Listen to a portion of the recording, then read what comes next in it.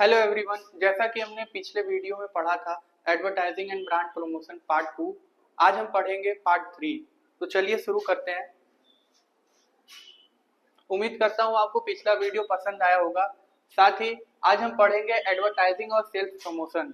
तो सबसे पहले हम पढ़ते हैं एडवर्टाइजिंग क्या होता है। एडवर्टाइजिंग जो होता है पेड होता है, ये नॉन पर्सनल फॉर्म होता है और ये लॉन्गर टर्म के लिए होता है। किसी कंपनी के बारे में हम किसी कंपनी के प्रोडक्ट के फीचर उसके ऑडियंस तक पहुंचाते हैं, उसके एंड यूजर तक पहुंचाते हैं। इसके थ्रू हम अपने सेल्स को इंक्रीज करते हैं। साथ ही सेल्स प्रमोशन एक शॉर्ट टर्म इंसेंटिव टेक्निक होती है, जिससे हम एक कम समय में अपने प्रोडक्ट की रेवेन्यू और उसको ज्यादा बेचने की कोशिश करते हैं। ये भी पेड प्रमोशन ही होता है एक तरीके से, जैसे कि हम किसी को डिस्काउंट ऑफर कर रहे हैं या हम अपने हम किसी अपने कस्टमर को डिस्काउंट ऑफर कर रहे हैं या 20% 30% सेल पे ऑफर करते हैं, जैसे कि हमारे पास दीपावली पे आता है, वही को हम सेल्स प्रमोशन कहते हैं। ठीक है, तो इन दोनों के बीच में ज्यादातर डिफरेंस यही होता है।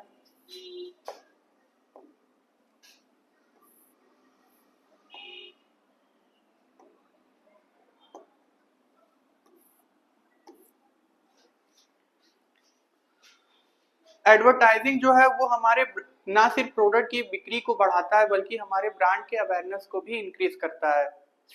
जो सेल्स प्रमोशन होता है वो सिर्फ हमारे सेल्स को प्रमोट करता है। वो एक शॉर्ट टर्म इंसेंटिव हम देते हैं अपने एंड कस्टमर को या कंज्यूमर को, जिससे हमारे सेल्स की जो वैल्यू होती है कुछ समय के लिए बढ़ जाती है।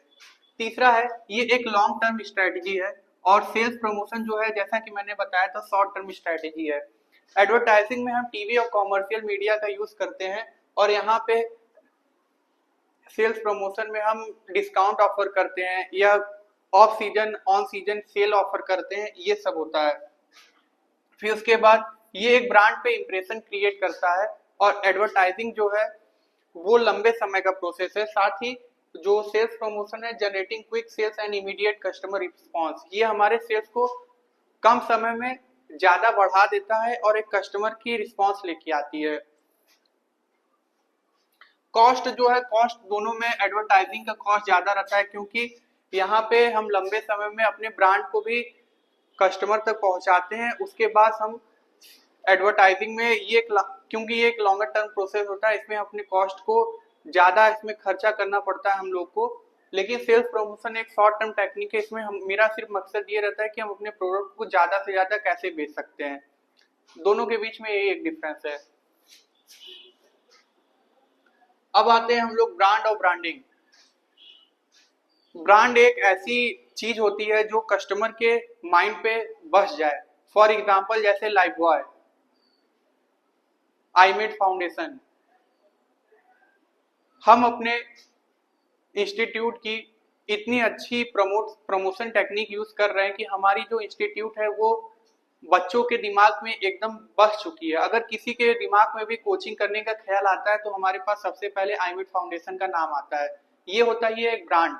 ब्रांडिंग वो चीज होती है, अब हम आते हैं ब्रांडिंग पे। ब्रांडिंग वो चीज होती है जैसे हम अपने इंस्टीट्यूट की, आईमेड फाउंडेशन की एक ऐसी वैल्यू क्रिएट कर रहे हैं जिससे कि आईमेड फाउंडेशन का नाम हो, उनके टीचर की नाम हो, वो क्या वैल्यू डिलीवर कर पाते हैं उसका नाम हो। ये तीन चीज हम अपने ब्रांडिंग के थ्रू करते हैं। ब्रांडिंग एक प्रोसेस होता है और ब्रांड जो है वो एक एंड रिजल्ट होता है। दोनों के बीच में ये एक डिफरेंस है। अब हम इसका डेफिनेशन देख लेते हैं। Brand, a name, term, design, symbol और any other feature that identifies one seller goods और services as distinct from those of other seller. हमारी जो इंस्टीट्यूट है आईमेड फाउंडेशन, उसकी एक लोगो है, उसकी एक नेम है, वहां पे एक टीचर्स हैं जो कि बाकी इंस्टीट्यूट से अलग हैं। हम लोग वैल्यू डिलीवर करते हैं। हम लोग चिल्ड्रेन के ना सिर्फ एजुकेशन में ग्रोथ में मदद करते हैं, बल्कि उनकी एक होलिस्टिक डेवलपमेंट करते हैं। इसलिए हमारे कोचिंग की इंस्टीट्यूट की नाम है ब्रांड है। सेकंड पे हम आते हैं ब्रांडिंग। ब्रांडिंग वो चीज होती है, the process of creating a unique name and image for a product in the consumer mind, mainly through advertising campaign with a consistent theme. चूंकि अभी हमारी संस्था ग्रोथ स्टेज पे है, तो हम उसकी एवरलास्टिंग वैल्यू कैसे क्रिएट कर सकते हैं, उसको एक ब्रांड कैसे बना सकते हैं, ये जो प्रोसेस है बनाने का उसको हम ब्रांडिंग कहते हैं। ठीक, हमारे इंस्टीट्यूट का नाम ऐसा होना चाहिए कि बच्चों के दिमाग में हमेशा रहे। अगर कहीं भी इंस्टीट्यूट या कोचिंग का नाम आता है तो सबसे पहले उनके मन में आईमेड का नाम आए। ये होती है ब्रांडिंग टेक्निक। ब्रांडिंग एक प्रोसेस है और ब्रांड जो है वो एक एंड रिजल्ट है। अब हम लोग आते हैं नेक्स्ट पे, पहले पढ़ लेते हैं ब्रांडिंग का ऑब्जेक्टिव क्या होता है। इसका ऑब्जेक्टिव होता है to stabilise a significant and differentiated present in the market that attracts and retain loyal customer. हमारे पास एग्जाम्पल के तौर पे हमारे आईमेट में जो भी बच्चे आते हैं वो एक एवरलास्टिंग कनेक्शन लेके जाते हैं, बीच में कोई छोड़ के या गैप करके नहीं जाता है। तो हम अपने इंस्टीट्यूट का रेपुटेशन, यहाँ पे पढ़ाने वाले टीचर की रेपुटेशन, कनेक्शन ऐसे बिल्ड करते हैं कि हमारे साथ बच्चे एंड समय तक रहते हैं, जुड़े हुए रहते हैं। ये होती है ऑब्जेक्टिव ब्रांडिंग की। थर्ड आते हैं मेरिट्स ऑफ ब्रांड। ब्रांड करने के क्या फायदे हैं? विदाउट फायदा, विदाउट एडवांटेज हम किसी भी चीज को नहीं खाते हैं, या अगर हम खाते भी हैं तो उसमें भी हमको स्वाद चाहता है। फल हम लोग इसीलिए खाते हैं ताकि हम हेल्दी रहें। तो ब्रांड की क्या एडवांटेज है, आइए हम पढ़ते हैं। पहला है रिकॉग्निशन। यहाँ पे हमारे पूरे इंडिया में, पूरे भारत में इतने सारे इंस्टीट्यूट हैं, आईमेट उन सबसे कैसे अलग है? ये चीज हम लोगों को डिलीवर करते हैं। ये होती है ब्रांड की सबसे फर्स्ट एडवांटेज। लोग हमें रिकॉग्नाइज करें, पहचाने। सेकेंड है ट्रस्ट। हमारे पास जो स्टूडेंट आते हैं वो हमारे टीचर्स पे बिलीव करते हैं, हमारे इंस्टीट्यूट पे बिलीव करते हैं, आईमेट पे बिलीव करते हैं। तो ये होता है ट्रस्ट। थर्ड है वैल्यू। आईमेट आपके पास ना सिर्फ आपको एजुकेशन में, आपके क्लास में हेल्प करता है औरों के मुकाबले आगे बढ़ने में, बल्कि आपको एक होलिस्टिक डेवलपमेंट देता है। चाहे वो सोसाइटल इंटरेक्शन हो, कम्युनिकेशन हो, एजुकेशन हो, हर चीज में वो आपको ग्रो करता है। पहले आप 10% थे तो अब आप 30% हो जाते हैं। ये वैल्यू हम डिलीवर करते हैं। तो ये इसकी मेरिट है। अब आते हैं ब्रांडिंग के मेरिट पे। पहला है customer loyalty. Encourage repeat purchases and customer loyalty.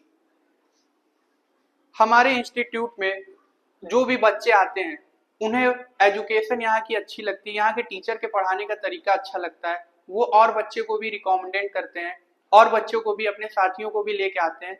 तो ये होता है कस्टमर लॉयल्टी। सेकंड है market positioning. Help in positioning the product in the market. इतने सारे मार्केट में प्रोडक्ट है, एकदम फियर्स कंपटीशन है, उसमें हम स्टैंड आउट कैसे करेंगे? ये जो होता है ब्रांडिंग हमें बताता है, हमें औरों से अलग दिखाता है, सेपरेट दिखाता है। तीसरा है competitive advantage. Provide a competitive as over rival. या तो हो सकता है हम कोई टेक्निक यूज करें, चाहे वो लो कॉस्ट हो, स्कीमिंग प्राइस हो, जिससे हम अपने कंपटीशन से अलग खड़े हो सके, हम अपने कॉम्पिटिटर को बीट कर सकें।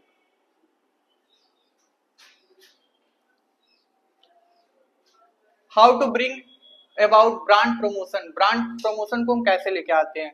Strategies for brand promotion. पहला है सोशल मीडिया मार्केटिंग। हम अपने सोशल मीडिया पे कस्टमर को कैसे इंगेज करके रखें, हम उनको कैसे अपनी संस्था के साथ जोड़ें, आईमेट के साथ कैसे जोड़ें, ये होता है सोशल मीडिया का यूज ब्रांडिंग में।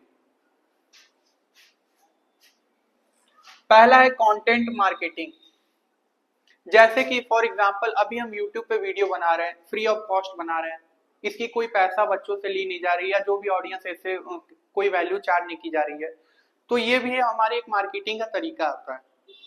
बच्चे ज्यादा से ज्यादा इस वीडियो को देखेंगे, आईमेट के साथ जुड़ेंगे, उन्हें अच्छा अगर लगेगा, जो कि लगेगा ही, वो आईमेट के पास आएंगे और हमारे इंस्टीट्यूट से कनेक्ट होंगे। सेकेंड है इन्फ्लुएंसर मार्केटिंग। फॉर एग्जाम्पल यहाँ पे कोई सेलिब्रिटी आ जाते हैं, वो कहते हैं आप हमारे इंस्टीट्यूट के साथ जुड़िए, हमारे आईमेट के साथ जुड़िए, तो वो होता है influencer marketing. Partner with the influencer who have a strong following in your niche, leveraging their reach to promote your brand. Third है use search engine marketing to drive traffic and promote your brand. अब हम आते हैं email marketing पे। Email marketing में होता क्या है, ईमेल तो हम सभी आजकल यूज कर रहे हैं। हमारे जो टारगेटेड ऑडियंस रहते हैं हम उनको डायरेक्ट मेल करते हैं, उन्हें अपने फीचर के बारे में बताते हैं, अपने प्रोडक्ट के बारे में बताते हैं, उस प्रोडक्ट से उनको क्या वैल्यू डिलीवर हो सकती है हम उनको वो ये बताते हैं। तो ईमेल मार्केटिंग में हम ये करते हैं, हम उन्हें डायरेक्ट मेल भेजते हैं। सेकेंड है पब्लिक रिलेशन। हम उसमें पीआर मीडिया का यूज करते हैं अपने इंस्टीट्यूट की रेपुटेशन बिल्ड करने के लिए।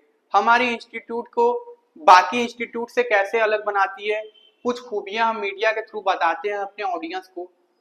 ये सारी चीजों का यूज करके हम अपने पब्लिक रिलेशन को बिल्ड करते हैं।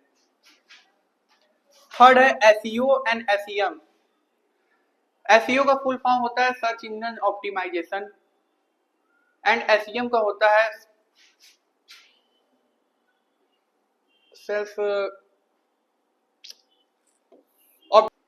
एसईएम होता है सेल्स ईमेल मार्केटिंग। तो इन दोनों चीजों का यूज करके हम अपने वेबसाइट को ऑप्टिमाइज करते हैं, जिससे ज्यादा से ज्यादा जो कस्टमर है हमारे वेबसाइट से अट्रैक्ट होके आए, उनको ये वेबसाइट उनके यूजफुल लगे, उनको वैल्यू डिलीवर करे और इससे वो हमारे ऑर्गेनाइजेशन के साथ कनेक्ट हो जाते हैं।